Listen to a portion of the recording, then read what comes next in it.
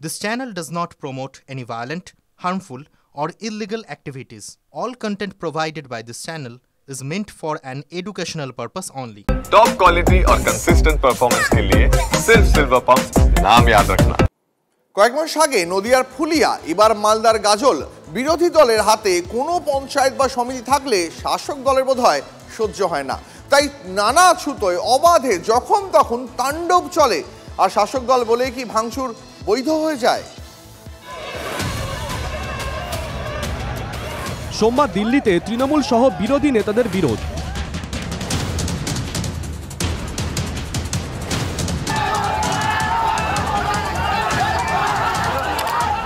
দেখে কি এরাও অনুপ্রাণিত?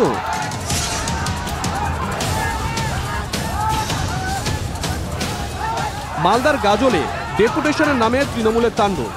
বিরোধী জোট পরিচালিত পঞ্চায়েত অফিসের গেটে উঠে তর্জন গর্জন, ব্যাপক ভাঙচুর, দেদার ঢিলছোড়া, ঠিকাদারকে মারধরের অভিযোগ। তৃণমূল কর্মীরা মারমুখী মেজাজে, কাছেই ঘেঁষল না পুলিশ। বাইরে কিভাবে বিরোধী দলনেতা সহ ওনাদের গুন্ডা বাহিনী নিয়ে এসে দরজা ভাঙা থেকে শুরু করে পঞ্চায়েত দেখলে ঢিল ছোড়া থেকে শুরু করে এবং রাস্তায় একজনকে পিটিয়ে মারছে। এই যে গেট ভেঙে ভেতরে ঢুকে গেল, কার ব্যর্থতা মনে করবেন? এটা প্রশাসন। আইসি সাহেবকে আমরা চিঠি করেছি, প্লাস ফোনেও কথা বলেছি। আমাকে বললো শান্তিপ্রিয়ভাবে ডেপুটেশন দেবে ওনারা, আপনারা শান্তিপ্রিয়ভাবে ডেপুটেশনটা সফল করবেন। গাজলের এই পঞ্চায়েতে তৃণমূলকে রুখতে কংগ্রেস আর বিজেপি হাত মিলিয়ে ভোট করে। তাদের বিরুদ্ধেই বহিরাগতদের মদত দেওয়া, আগ্নেয়াস্ত্র মজুত করার মতন একাধিক অভিযোগ তুলেছে শাসক দল। প্রধান ম্যাডাম আলালগড় গ্রাম পঞ্চায়েতের মধ্যে গুন্ডা বাহিনী পিস্তল সমেত রেখেছে, তার জন্য আমরা প্রতিবাদ জানাচ্ছি। ধিক্কার প্রতিবাদ। প্রধান ম্যাডাম ওনাদের গুন্ডা বাহিনীকে নিয়ে, অফিস স্টাফকে নিয়ে প্রচুর টাকা নয়ছয় করেছে। কে কি করলো কাজ আমাদের সাকসেস না হলে আমরা গাজল ব্লকে 1 নম্বরে আর ডিস্ট্রিক্টে 1 নম্বরে জায়গায় পৌঁছতে পারতাম না। টিভি9 বাংলায় অশান্তির খবর সম্প্রচারের পরে তৎপর হয় পুলিশ। তবে যেভাবে বিক্ষোভের নামে নিজেদের সরকারের সম্পত্তি ভাঙচুর করা হলো, সেটা কি এখনো টের পেয়েছে তৃণমূলের জেলা নেতৃত্ব? নাকি রাজ্যের সরকারি দল গাজলের ওই পঞ্চায়েতে বিরোধী বলে সরকার আর সরকারি সম্পত্তির সংজ্ঞাটাই বদলে যায়? মালদা থেকে সুব্রত ভট্টাচার্যের রিপোর্ট, টিভি9 বাংলা। রাজ্য রাজনীতিতে একটা খুব পরিচিত শব্দ সেটিং। কার সঙ্গে কার, এই প্রশ্নেরই বোধহয় এখন উত্তর খুঁজছে হুগলির উত্তরপাড়া। কেউ কেউ তো আবার রাজনীতির গন্ধও পাচ্ছেন। সিপিএম তো আগেই বলেছে সেটিং হচ্ছে তৃণমূলের সঙ্গে বিজেপিরও সেটিং সুর সপ্তমে। সেটিং তত্ত্বেই শান দিচ্ছে তৃণমূল কংগ্রেসও। এত সেটিংয়ে কার কল্যাণ সেটা অবশ্য জানা নেই, তবে শ্রীরামপুরের তৃণমূল সাংসদ কল্যাণ বন্দ্যোপাধ্যায় এসে গেছেন এই সেটিং জল্পনার কেন্দ্রে। এবার হবে সবার সেটিং। বেশ কয়েক বছর আগে গোটা কলকাতা ছয়লাভ হয়ে গিয়েছিল এই পোস্টারে। কি হচ্ছে কি হবে তা নিয়ে ধন্দ জল্পনার শেষ ছিল না। সেটিং পোস্টারে কার্যত সেই জল্পনাই ফিরল হুগলির উত্তরপাড়ায়। উত্তরপাড়া বিধানসভার কোন্নগর হিমমটর উত্তরপাড়ায় ঠিক এইভাবেই সেটিং এর পোস্টার পড়েছে। আর সকাল থেকেই এই পোস্টার দেখা যাচ্ছে উত্তরপাড়া বিধানসভার বিভিন্ন এলাকায়, কিন্তু কে বা কারা এই পোস্টার দিয়েছে তা কিন্তু এখনো স্পষ্ট নয়। তবে চিটফান্ড থেকে শুরু করে কয়লা বলুন, নারদ বলুন, গরু পাচার বলুন, রেশন বলুন, এই যে আরজি করে বিজেপি তৃণমূলের সেটিং এর মধ্যে দিয়েই এই দুর্নীতিগ্রস্ত যারা তাদের শাস্তিকে সুনিশ্চিত করা যাচ্ছে না। সিপিএম এর দাবি সেটিং আসলে তৃণমূল আর বিজেপির মধ্যে। এই ব্যাপারে বরাবর তারা বেশ কিছু যুক্তি খাড়া করে এসেছে। এক ধাপ এগিয়ে রাজ্যের শাসক দলের সঙ্গে বামেদের সেটিং এর তত্ত্ব খাড়া করছে গেরুয়া ব্রিগেড। সেটিং বলে এ রাজ্যের বিরোধী শক্তির মধ্যে ভাঙন ধরিয়ে বা সাধারণ মানুষকে বিভ্রান্ত করে তৃণমূলের সুযোগ করে দিচ্ছে সিপিএম। আজকে দিনের আলোর মতো সেটা পরিষ্কার। তবে কারো কারো প্রশ্ন, এর মধ্যেই শাসক দলের অন্দরে সাম্প্রতিক টানাপোড়েনের অঙ্ক লুকিয়ে নেই তো?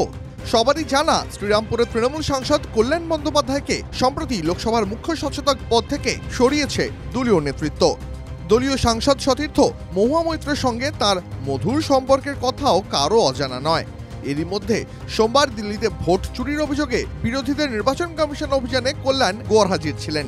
সেই সময় তিনি ছিলেন বাবা খড়গ সিং মার্গে সাংসদদের জন্য নবনির্মিত আবাসন উদ্বোধনের অনুষ্ঠানে, যার পৌরোহিত্য করেন খোদ প্রধানমন্ত্রী। ঠিক এই মোক্ষম সময় সেটিং পোস্টারে রীতিমতন আলোড়ন হুগলি জেলায়। সেটিং যদি কারোর ভালো থাকে সেটা হচ্ছে বিজেপির সাথে সিপিএম এর সেটিং। মানে এই সেটিং একটা মারাত্মক সেটিং। এই পোস্টার কে ফেলেছে, কারা ফেলেছে, এ বিষয়ে আমরা কেউ কিছুই জানি না। দিল্লিতে বিরোধী দলের কমিশন অভিযানে কেন অনুপস্থিত ছিলেন, সমাজ মাধ্যমে তার ব্যাখ্যা দিয়েছেন শ্রীরামপুরের 4 বারের সাংসদ। লিখেছেন, তিনি 2014 থেকে সংসদীয় ভবন কমিটির সদস্য। সেই সূত্রেই সোমবার সকাল 10টায় উদ্বোধনী অনুষ্ঠানে ছিলেন। এরপর 10:30টায় সুপ্রিম কোর্টে যান। এসআইআর এর চ্যালেঞ্জ করে তৃণমূলের তরফে করা মামলায় সওয়াল করেন। দ্বিতীয় মামলা ছিল ওবিসি সংক্রান্ত। পরপর শুনানি ছিল, তাই নির্বাচন কমিশনের সামনে ধর্নায় অনুপস্থিত ছিলেন। এই কথা লেখার সঙ্গেই ফের একবার মমতা বন্দ্যোপাধ্যায়ের প্রতি আনুগত্য প্রকাশ করেন কল্যাণ। তাই শেষ পর্যন্ত সেটিং এর টিজার ক্যাম্পেইন কিসের জন্য, সে রহস্যই রয়ে গেছে। হুগলি থেকে আশিক ইনসানের রিপোর্ট, TV9 বাংলা।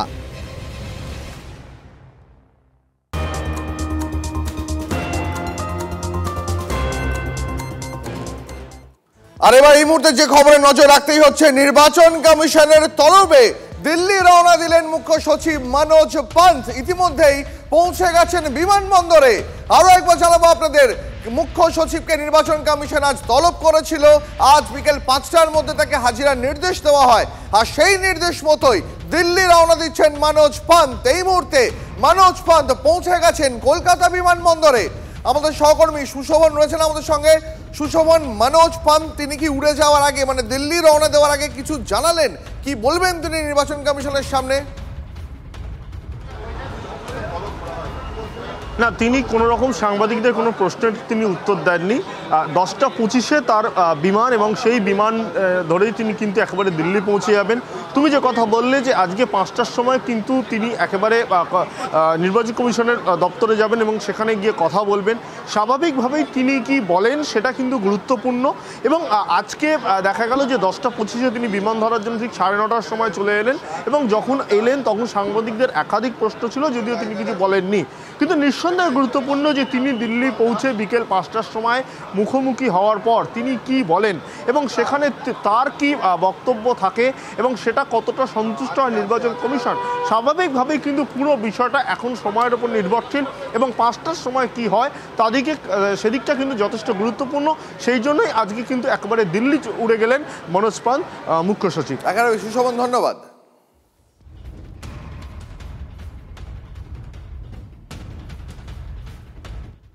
পরে খবরে আসি। ছবিটা দেখে বুকের ভেতরটা ছ্যাঁত করে ওঠে। বাড়ি ঘর সব ভেসে যাচ্ছে জলের তোরে।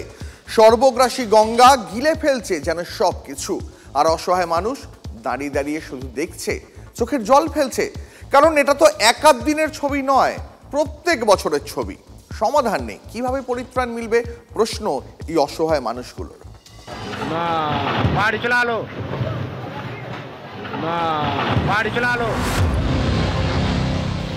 তাসের ঘরের মতো ভেঙে পড়ছে বাড়ি। চোখের সামনে ঠিক এভাবেই তলিয়ে যাচ্ছে ভিটে মাটি।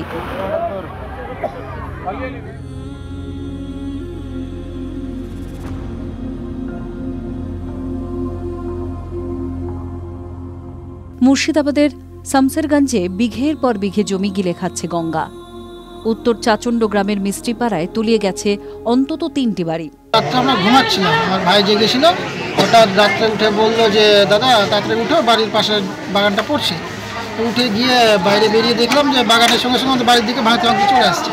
আমরা তাড়াতাড়ি করে বেরোলাম, 2-3টে ঘরের জিনিসপত্র বের করতে পারিনি, সব পড়ে গেছে, একটা গরু পড়ে গেছে। পাকা বাড়ি যখন কাঁপতে শুরু করে তখনই বিপদ বুঝে বাড়ি ছেড়ে বেরিয়ে আসেন লোকজন। কয়েক মিনিট হাতে পেয়েছেন বড়জোর, তার মধ্যেই গঙ্গায় তলিয়ে গিয়েছে আস্ত পাকা বাড়ি। ও দেখতে গিয়ে লিচুর গাছ দেখতে গিয়ে ঘরে ঢুকছি আর ফেটেই বসে গেল, আর কিছু টানতে পারলাম না, কোনো জিনিস টানতে পারলাম। খাবার যে জিনিসগুলো যে টানবো তবুও টানতে সময় পাইনি। রান্না সব গ্যাস সব কিছু, চাল ডাল যত ছিল সবই তো চলে গেছে। 8 থেকে 10টি বাড়ি বিপজ্জনকভাবে নদীর পাড়ে ঝুলছে। যে কোনো সময় সেগুলিও তলিয়ে যেতে পারে। যাদের ঘর এখনো অক্ষত তাদের মনেও শান্তি নেই, বুঝে গেছেন আর সময় নেই। কেউ রাতের আধারে ঘর ছেড়ে পালাচ্ছেন, কেউ বা দিনের আলোয় এক রাশ যন্ত্রণা বুকে চেপে তিল তিল করে গড়ে তোলা পাকা দালান ছেড়ে রাস্তায় জড়ো হয়েছেন। ফাটল ধরেছে গঙ্গা সংলগ্ন এলাকায় থাকা প্রাচীন মন্দিরেও। ভিটে থেকে চাষের জমি গিলে খাচ্ছে রাক্ষসে নদী, নদী পারে হা হুতাশ আর আর্তনাদ। কিন্তু তা নিয়ে রাজনৈতিক দায় ঠেলাঠেলি চলছেই। ওখানে তো আমিরুল আছে বিধায়ক, কি করছে? টাকা মারছে। পঞ্চায়েত সমিতি আছে, কি করছে? টাকা মারছে।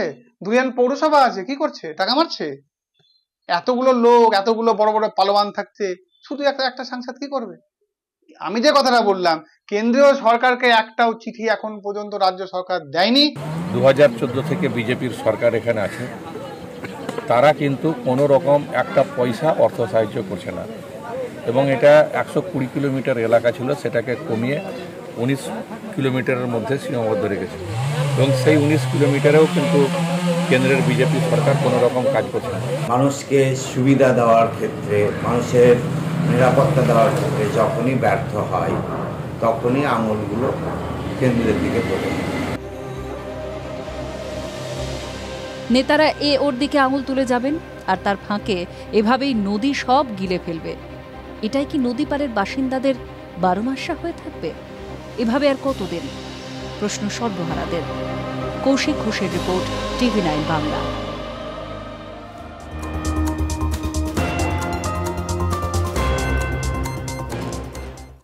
আবার কি কোনো বড় অ্যাকশনের সেনা? জম্মুর সাম্বায় জারি হয়েছে নাইট কারফিউ। বিএসএফ সূত্রে খবর, সাম্বা সীমান্তে নজরদারি আরো জোরদার করতে এই সিদ্ধান্ত। কথা বলবো আমাদের ডিফেন্স করেসপন্ডেন্ট সায়ন্ত রয়েছেন আমাদের সঙ্গে। সায়ন্ত, এই নাইট কারফিউর লক্ষ্য কি? কেন নাইট কারফিউ জারি করা হলো? তাহলে কি কোনো বড় অ্যাকশন সেনার? দেখো তেমনটাই মনে করছে সামরিক বিশারদরা। যেভাবে কিসওয়ার, কুলগাম সহ একাধিক এলাকায় জঙ্গি কার্যকলাপ বৃদ্ধি পেয়েছে, তাতে কিন্তু বড়সড় অ্যাকশনই যেতে পারে ভারতীয় সেনা সহ যৌথ বাহিনী। আর সেই কারণে আগামী 2 মাসের জন্য রাত 10টা থেকে ভোর 5টা পর্যন্ত এই নাইট কারফিউ জারি করা হয়েছে, এবং সেনাবাহিনীর তরফে জানিয়ে দেওয়া হয়েছে যে কোনো রকম বিশেষ বা জরুরি কাজ ছাড়া যেন না বের হয় সাধারণ মানুষ। মূলত রাতের অন্ধকারে যেভাবে জঙ্গিরা ঢোকার চেষ্টা করছে, এবং পাল্টা অ্যাকশনের পথে কিন্তু এখন ভারতীয় সেনা, এবং সেটা কত বড় আকারে হবে সেটা কিন্তু সময়ই বলবে। বেশ, ধন্যবাদ সায়ন্ত।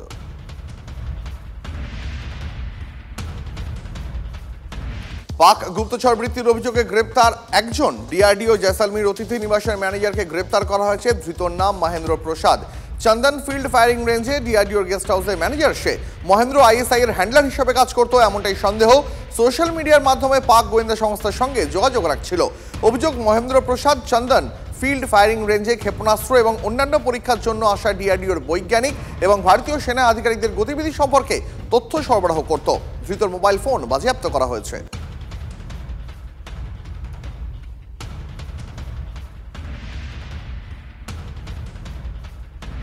22 এপ্রিল পহেলগাঁওতে জঙ্গি হামলা। নাম পরিচয় জেনে হিন্দু বেছে নিরীহ পর্যটক খুন। কাশ্মীর মানেই ভয়, এই ছবিটাই ছড়িয়ে পড়েছিল দেশ জুড়ে। কিন্তু সফল অমরনাথ যাত্রা দেখিয়ে দিল চোখ বুজে কাশ্মীরে ভরসা রাখা যায়। উদ্বেগের পহেলগাঁও পেরিয়েই তো অমরনাথে দেব দর্শন। লালচকে কোলাহল, ডাল লেকে শিকারা চালকদের হাঁকডাক, আবার হাত বাড়ালে সেনা আধা সেনার কড়া নজর। 22 এপ্রিল ভেসরেলে হামলার ঠিক 2.5 মাস পর অমরনাথ যাত্রা। নিরাপত্তার বজ্র আটুনি কোথাও সাধারণ মানুষ বা পুণ্যার্থীদের স্বাভাবিক চলাফেরায় সে অর্থে বাধা হয়ে দাঁড়ায়নি। তাই তো সন্ত্রাসবাদীদের বুড়া আঙুল দেখিয়ে এবার 4,10,000 পুণ্যার্থী দর্শন করেন পবিত্র অমরনাথ গুহা। কাশ্মীরে ঝিমিয়ে পড়া পর্যটনে গতি আনলো এবারের অমরনাথ যাত্রা। এইসব ভয়কে জয় করেও আমরা অমরনাথে পাড়ি দিয়েছিলাম। অনেক সিকিউরিটি, অনেক নিরাপত্তা, কোনো অসুবিধা নেই কারোর। আর যত আমরা এই দিক থেকে কাশ্মীরে যাব, কাশ্মীর তত আমাদেরই হবে। বেশ কিছু বাণিজ্যিক সংস্থার সমীক্ষা রিপোর্ট বলছে, মে মাসের পর থেকে জম্মু কাশ্মীরগামী বিমান ভাড়া বেড়েছে 4%, 9% বেড়েছে হোটেল ভাড়া। এসবেই ঘুরে দাঁড়ানোর ইঙ্গিত দেখছেন বিশেষজ্ঞরা। আর বাঙালি, তাদের তো পায়ের তলায় সরষে। অমরনাথের পথে ভান্ডারায় বিনা পয়সায় খাওয়া দাওয়া রয়েছে, তবে হোটেল শিকারা কোথাও জলের দর নয়।